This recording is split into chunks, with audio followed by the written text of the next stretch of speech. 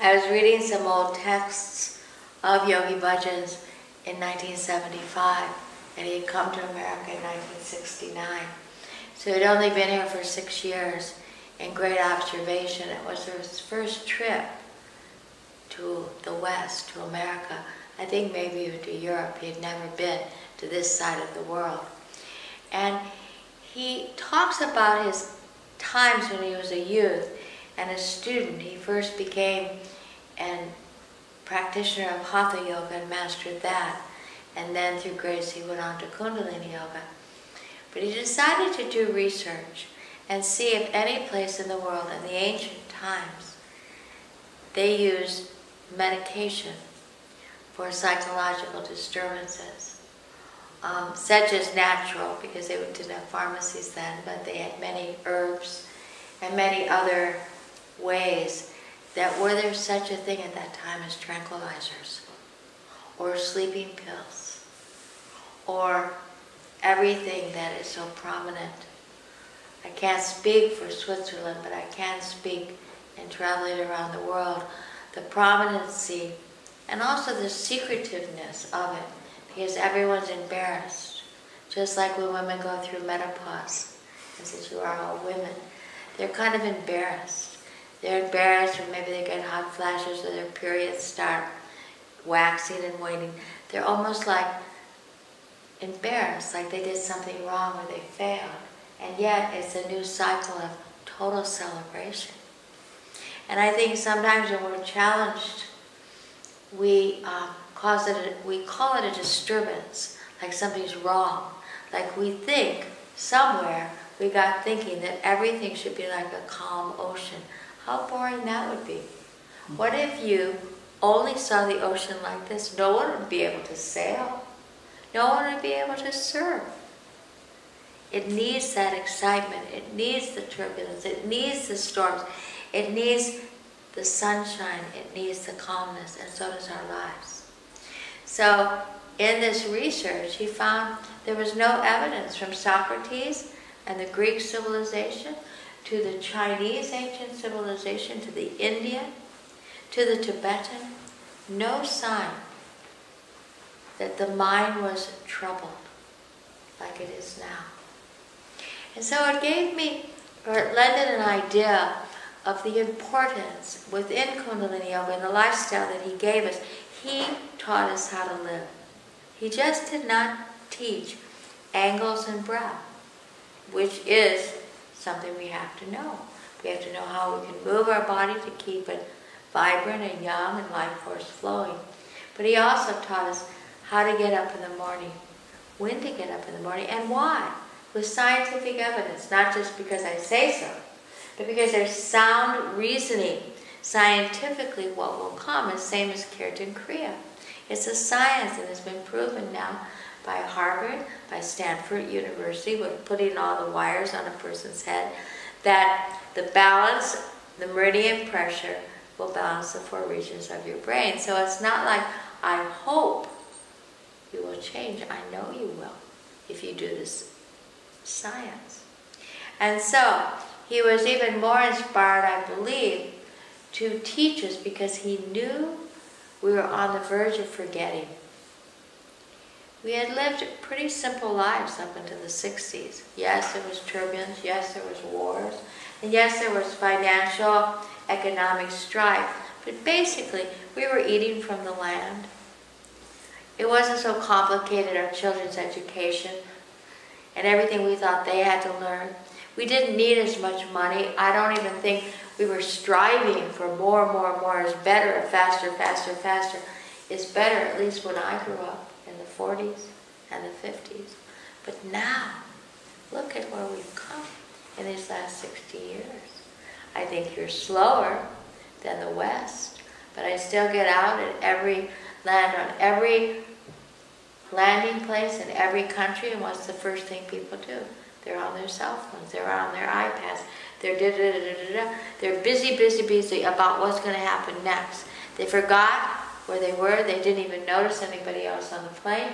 It's like consumed by our own schedule, our own direction, our own wanting, our own connection, But what about the connection with just those around you?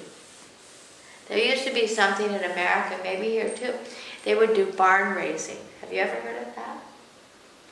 Where the whole community in a farming state or community would come together, everybody, and they would build the barn for one particular person that needed the barn. And then maybe the next year there'd be a barn raising for someone else.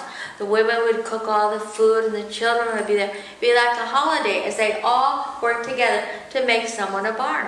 Does that happen today? I don't think so. Unless you go into indigenous people, ancient ones.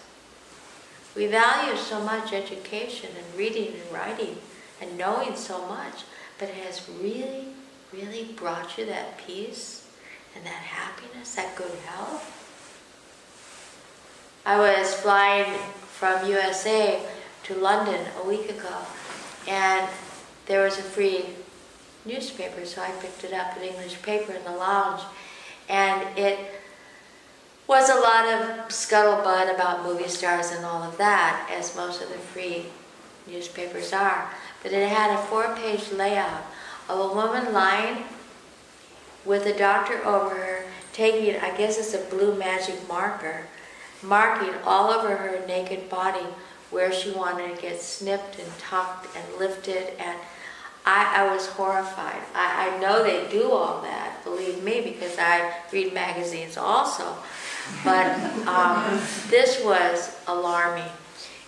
There was hardly a spot on her that wasn't going to get cut or sucked or pinched or tucked. And that was her definition of happiness. Otherwise, who would go through all that pain? It hurts so much. And then all the drugs you have to take. We have lost the value of growing old because we've never examined our last breath. We've never examined. We were watching a 3.5-hour documentary of George Harrison, which how many have seen it? I didn't even know about it until I got to London. It's by Martin Scorsese. It's brilliantly done. His whole life as he became a spiritual being was to prepare for his last breath. And here he was, this very wealthy rock and roll, known throughout this whole world. And yet, his chanting, his expression of life was, how am I going to leave? Am I going to leave contracted, scared, fighting?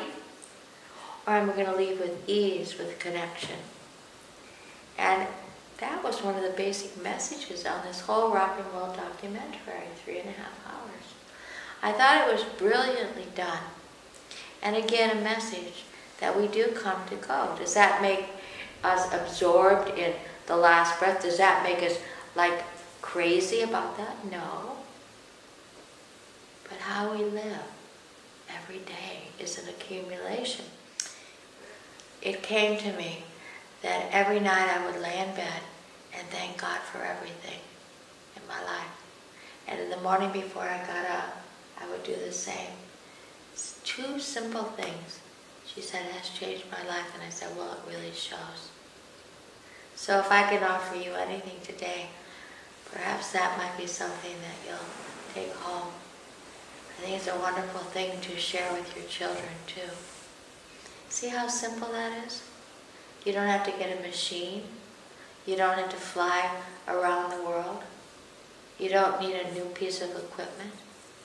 Or go see a psychic, a new doctor, a new yoga teacher. It's a simple thing. And that's where I think we've lost track of the simple. I've talked with people over the last couple months in travels, and instead of a holiday running way far away, they're just going to stay at home and enjoy their holiday and enjoy their home. And I thought getting back to more simplicity in food, in activity, and maybe not jamming everything so tight, and disclaiming that more often is not better. and faster maybe is not better. But it still takes note to examine your life and say, is this what I really intended to live? Is this really who I intended to be? Because we were all born with dreams. Now, this is a tricky thing. It's not your dream. We take these workshops about dream your dreams, get your dreams to come true, or we read those books, but it's the dream that the Creator had for you. You were dreamed up. And if it wasn't you that had to fulfill this dream, this destiny, somebody else would have come, but you came. So what were you dreamed to do? And are you doing it? Or are you going towards it? Or did you kind of go left or right? And that's an adventure. And that's called life. Let's bring our hands together.